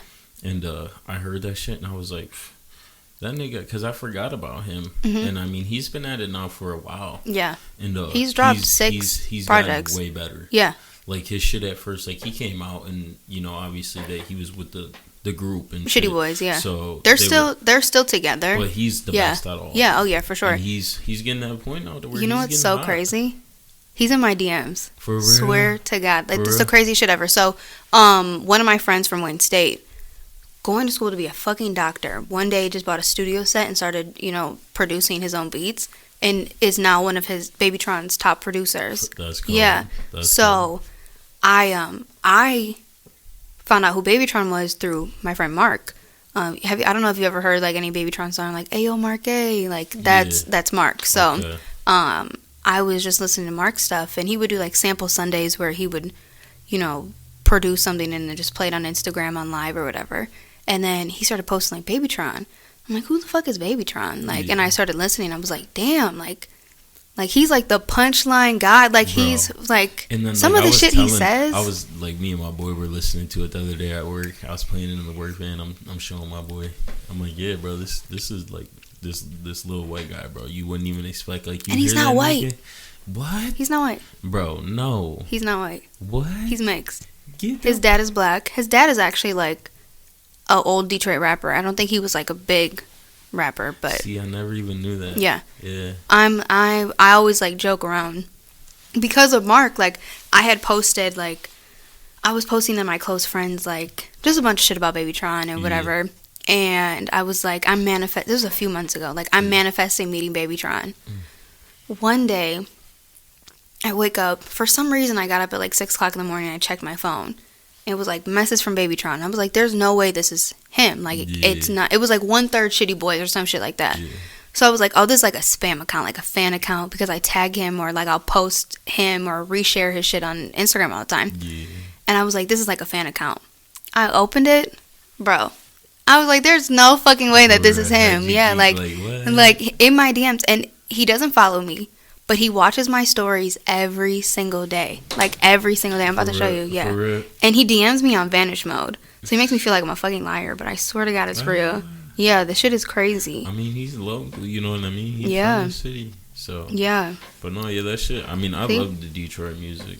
I love the Detroit culture. Yo. Isn't that crazy? For real. Yeah. That's hard, though. Yeah. That's hard. You said you were manifesting that I was manifesting it. I was manifesting meeting him. No. Your boy's about to set that up? The producer? And it's so crazy because, like, he is local. Mm-hmm. And I spend a lot of time in Detroit and whatever. One of my good friends, Kay Liz, I guess was talking to a guy who's, like, friends with, like, out of the music shit. Like, actually personally friends with him. And she was like, I just told him about it and... like, see if you guys could do a meetup. I'm like, bitch, if I'm ever at Wayne State and I just walk out of class and he's standing there, like, I'm thinking to myself, like, I got to be put together every single day I come to school. You better be ready. Yeah. You never know. Yeah. But it's crazy. It's funny. Like, my little brother loves him. So every time, like, he watches my story or, like, DMs me, I'll send a picture to my brother. He was like, ask that nigga if he can give me some buffs. I'm like, bro, I'm not about to ask him that. That's the cool thing about fucking, like, a lot of the Detroit rappers.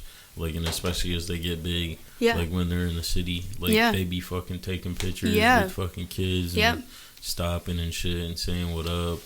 It's dope. That's why it's always like it's so fucked up whenever you see like, because I mean obviously people die every day, especially in the city. But like when someone like a big like up and coming like artist or Detroit rapper, and that's doing shit for the city, and then someone goes out and fucking kills them. It's like, what the fuck, man? Yeah. Why? Yeah. Like, you know. Because it's slim that we get those people like that can put on for the city and do shit and make moves, and then you got people that are just on some shiesty shit. You know what I mean? Like, I think Drake is at an untouchable level. Like, my chances, I can manifest that all day long. My chances of Drake sliding in my DMs are like slim to none, you know. But I feel like Babytron is big, and he's getting bigger outside of the city. Yeah. But I feel like even if he were to get to a really, really high place in his career, I don't think he would ever stop that, like... I don't think he would ever be untouchable. Yeah. You know what I'm saying? Like, I feel like he would still be easily accessible to like people in the city. Like he always shows love to the city. Yeah. Like he's not even from the city, which is crazy. But a lot of people are like that. Well, I mean, even like people like Babyface Ray, right, and Y&J, like those guys that are like big now, yeah, or even Doughboys Cash Out when they were big and they got signed for a minute to Jeezy and shit like that. Like, and they still are always. But that's the thing. It's like it sucks. Then you got the people that are just like they get big and they want to still be local and be in the community, and, right. And then you got fucking like what happened, like Young Dolph and just like people like that, and then they fucking end up getting gunned down. It's like right. It's so fucking sad, man. Definitely. But definitely, yeah, the Detroit rap scene, it's nice and it's getting recognition. And I mean, it's everybody so cool be stealing to our flow and shit. definitely that. But it's really cool. I don't know. It's cool, but it's also like when Sada, one of his songs went viral on TikTok. It was like one of the whole lot of choppers. Yes, yeah. It was like, I don't want to say like was doing the little dance. Yes, it was like watching like all of these non-Detroit people, not even Detroit, but like non-Michigan people like dance to his shit. I love Sada Baby, and I was just kind of like, bitch, you don't even know what the fuck you're talking about. Yeah, right. Like, what are you? Our thing, bro. Right, like stop. Fago and Coney Island type shit. You like, know what I mean? Stop. Michiganders. Right. Yeah, but it's nice though. Yeah, Sada Baby blew the fuck up. There's a lot of Detroit rappers. I mean, blowing the fuck up right now. And it's my dad's wife, my stepmom, is from Canada. So my dad lived in Canada for a really long time. My brother was born in Canada. And they just moved back to the States like a year or two ago. So my brother's friends will come here and visit and stuff. And like they'll always ask me like, can you take me to 6 Mile? I'm like, for real. No. The trenches, yeah. Can you take me to Coney?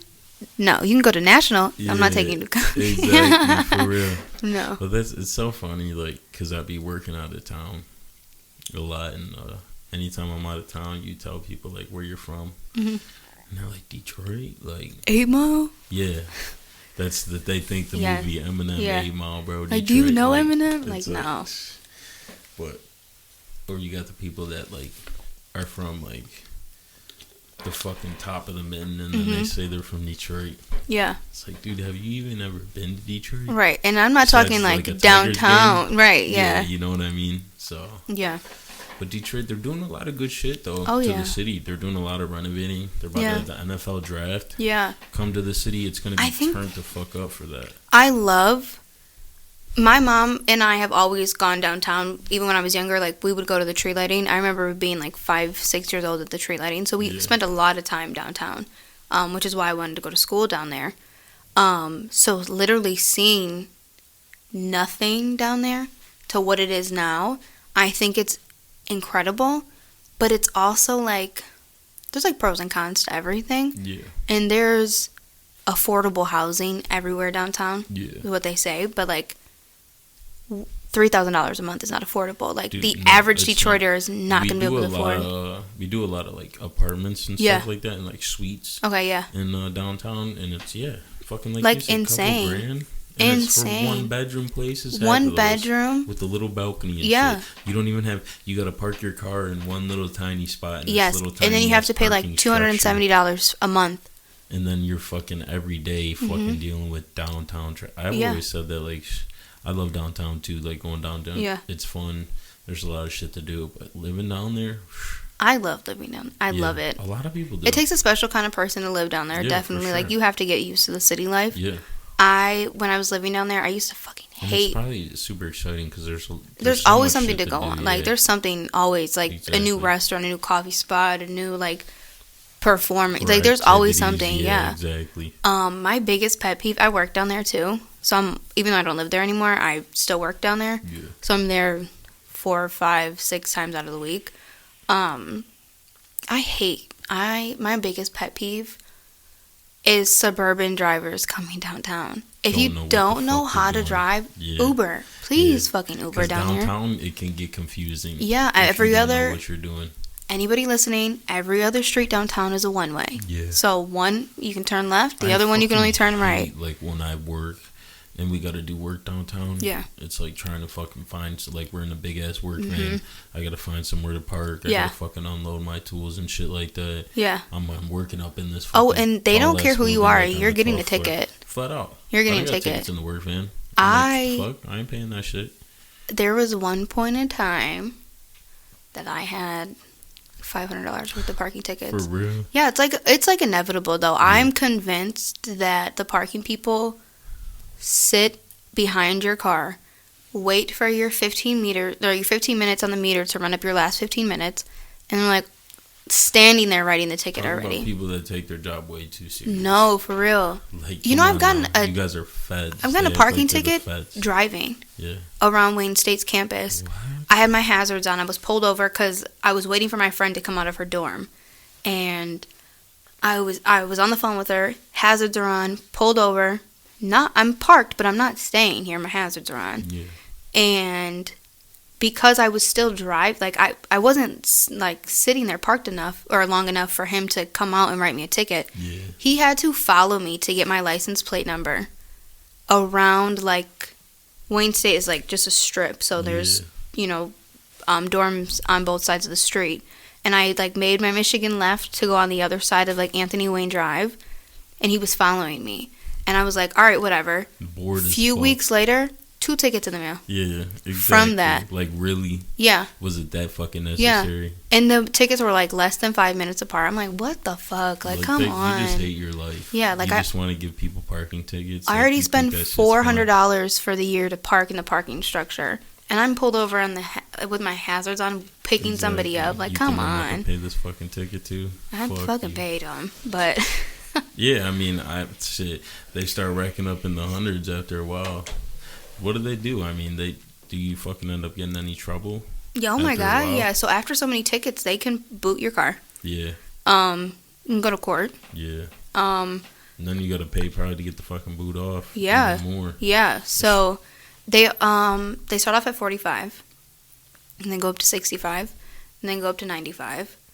I think, if I'm correct, they used to just go from 45, and then they would just double. But now they have the 65 in between. Yeah, shit, good. I guess. A little bit more caution. Anyway. I guess. But after the second time, I'm about to be like, shit, y'all ain't about to catch me no more. Yeah. No, I meant like after you don't pay, like if you let it go for a month, it goes up to 65. Yeah.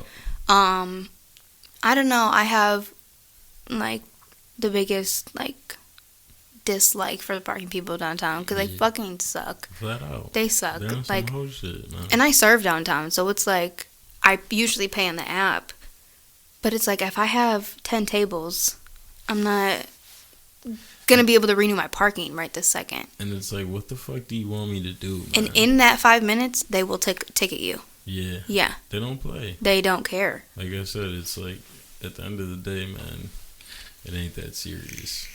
You gotta fucking write out and give everybody parking tickets because you're mad. I fight my parking tickets all the time. Mm-hmm. I just fought the last one I just got a few weeks ago because the parking app was down. It wasn't connecting. That's not my fucking problem. Yeah, flat the fuck out.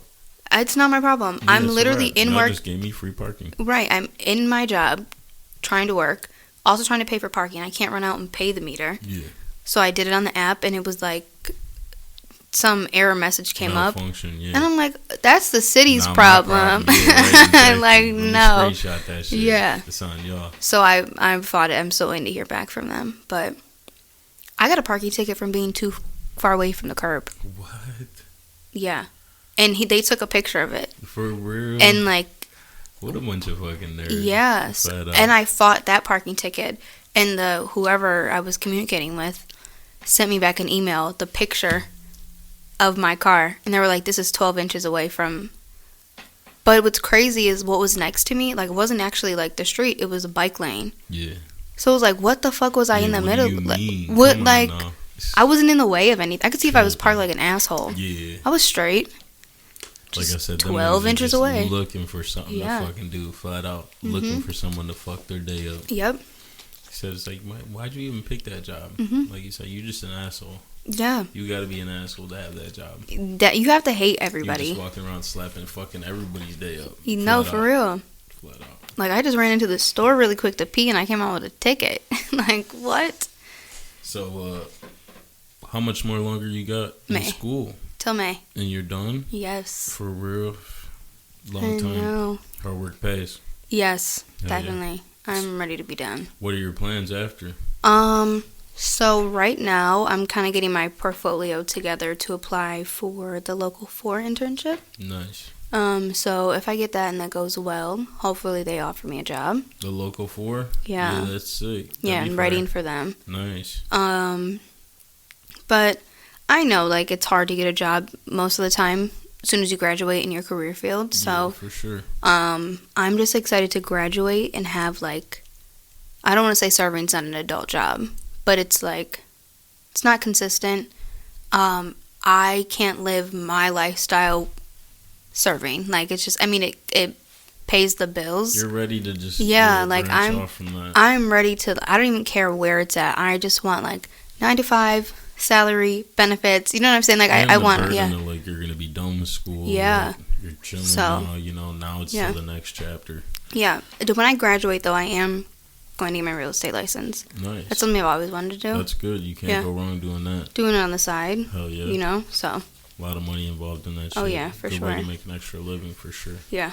And I feel like the way the housing market's going right now, by the time I get my real estate license and kind of, like, really get into it, I feel like houses are going to be worth a penny, but you're going to be able to sell so much more than what you're selling now. Like, people aren't selling houses right now. Yeah. Who wants to buy a 2-bedroom for $500,000? Yeah, the market, that's the thing. That market always fluctuates for the buyer. Yeah. Especially, but if you're in that, and if you're selling, you're always going to be making profit. Yeah, definitely. So, that's awesome. Yep. Good shit.